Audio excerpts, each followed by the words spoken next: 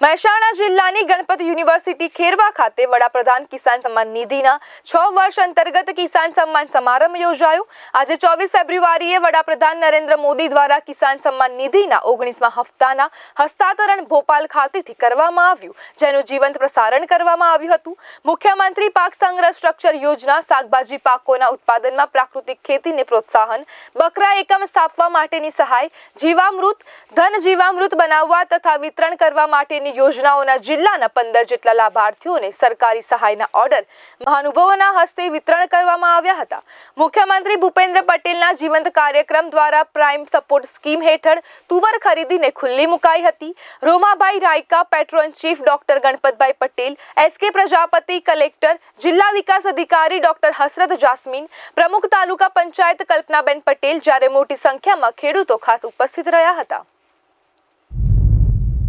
મને પાક સંગ્રહ સ્ટ્રક્ચર બનાવવા માટે 1 લાખ રૂપિયાનો લાભ મળેલો છે અને આજે માનનીય પ્રધાનમંત્રી કિસાન સન્માન નિધિના જે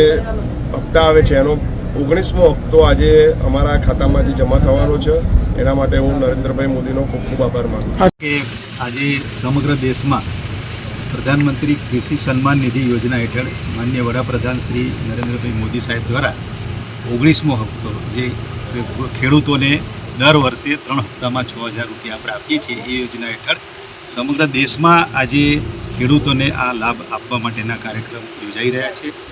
એના પરિપ્રેક્ષ્યમાં આપણા ગુજરાત રાજ્યમાં પણ માનનીય મુખ્યમંત્રી શ્રી ભૂપેન્દ્રભાઈ પટેલ સાહેબની અધ્યક્ષતામાં ગાંધીનગર ખાતે અને એ જ રીતે સમાંતર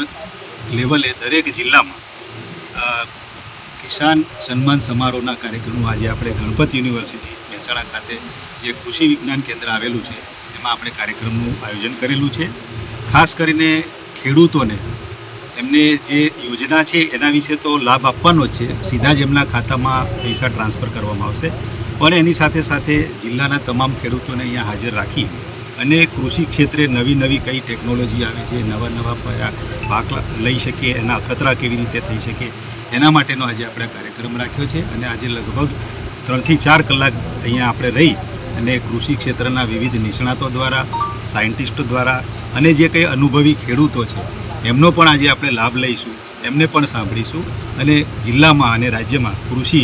ક્ષેત્રે ખેડૂતો કેવી રીતે આગળ વધે, પગભર બને, એમની આવક કેવી રીતે વધે એના માટે આજે આપણે અહીંયા કાર્યક્રમ રાખ્યો છે। આજે મારી સાથે